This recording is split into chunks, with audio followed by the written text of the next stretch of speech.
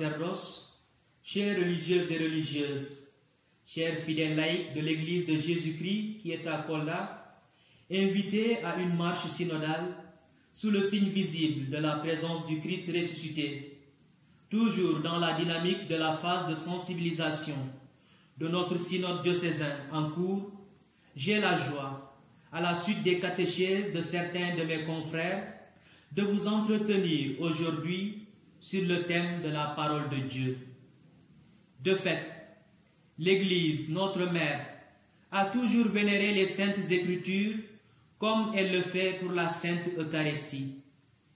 Dans les Saintes Écritures, en effet, Dieu, dans son amour infini, vient à la rencontre de ses enfants et entre en dialogue avec eux.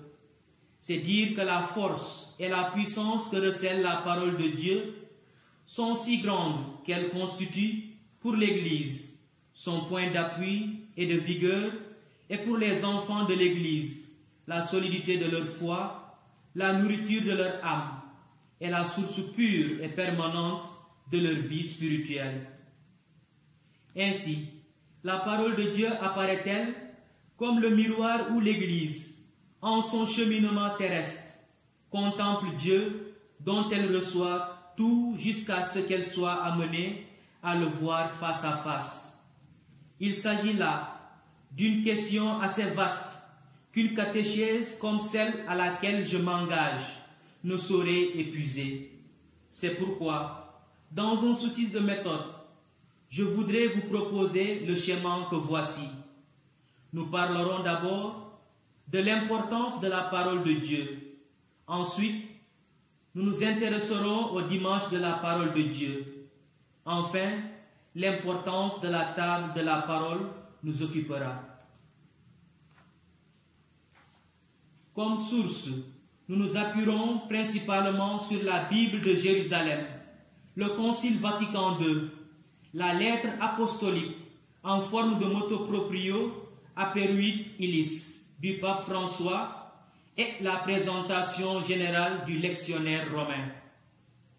L'importance de la parole de Dieu. Il s'y est de clarifier de prime abord que la parole de Dieu a une puissance inimaginable dans la vie de celui qui se revêt totalement d'elle. Elle est le fondement de la création et elle est Dieu. En effet, la parole de Dieu englobe toute déclaration, toute révélation, toute pensée, toute expression, toute ordonnance, toute recommandation et tout précepte venant de Dieu. Elle nous permet de découvrir aussi le Dieu amour ainsi que les différents aspects de sa personnalité. Elle est écrite dans la Bible et expose à l'homme la volonté du Dieu vivant et vrai. Peu de chrétiens réalisent son importance et son impact dans leur vie de foi. C'est en cela que nous pouvons assister de nos jours à des programmes de prière où on accorde peu de temps à la méditation de la parole de Dieu, préférant consacrer des heures à la recherche des manifestations de l'Esprit. C'est une chose bien noble, mais il conviendrait que la parole de Dieu, qui est Dieu lui-même, soit remise à sa juste place. Si seulement le chrétien pouvait réaliser l'importance de la parole de Dieu dans sa vie, il comprendrait mieux que toute chose peut être obtenue par elle et qu'elle a une très grande importance dans la vie du croyant parce qu'elle est la base de tout. Elle est la source de la vie éternelle. Nous devons revenir à elle et vivre et comprendre que Dieu est dans sa parole et non ailleurs. C'est sur la base de sa parole qu'il déploie sa puissance au travers du Saint-Esprit, Esprit du Père et du Fils. Méditons-la jour et nuit, faisons d'elle le repère de notre vie tout entière en ne nous bornant pas à l'écouter seulement, mais en la mettant en pratique.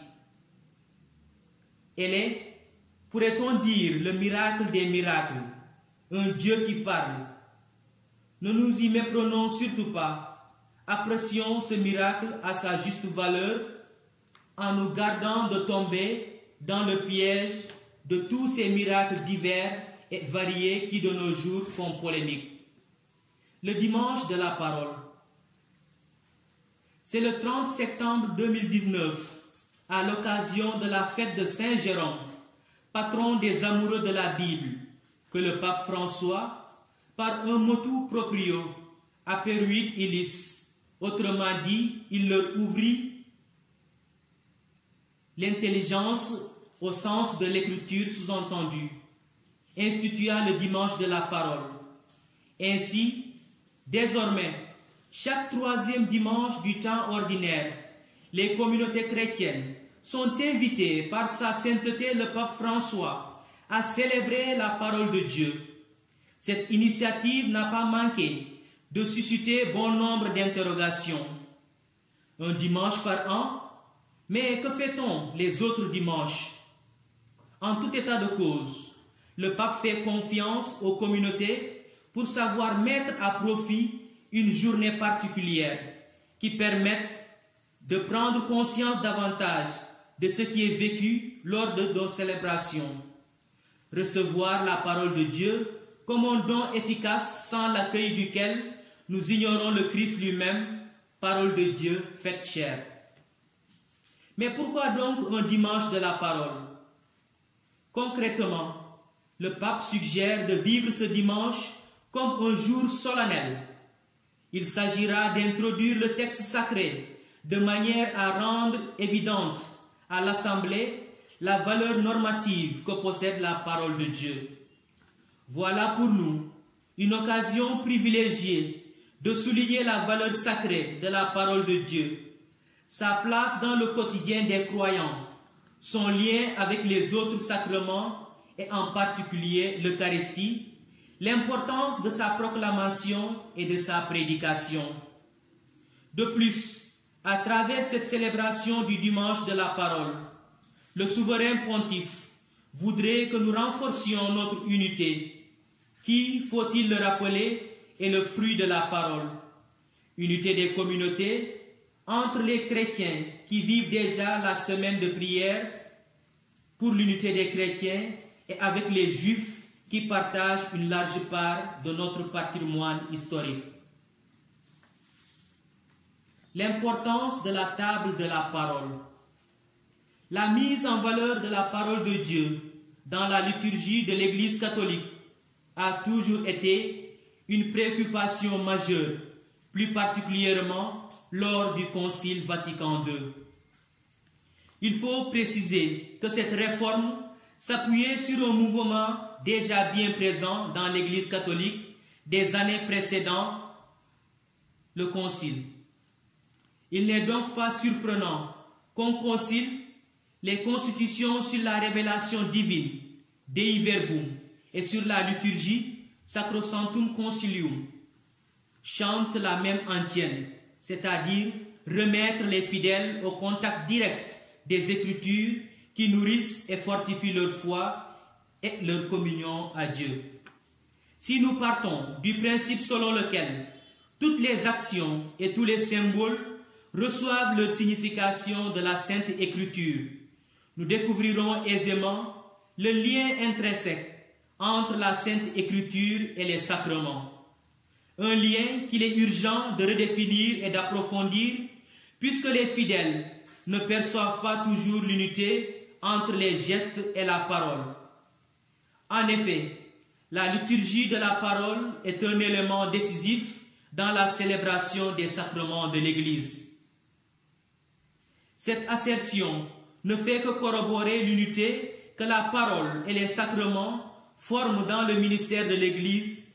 C'est pourquoi le lien indissoluble précédemment évoqué entre parole et sacrement devient plus visible dans la célébration eucharistique.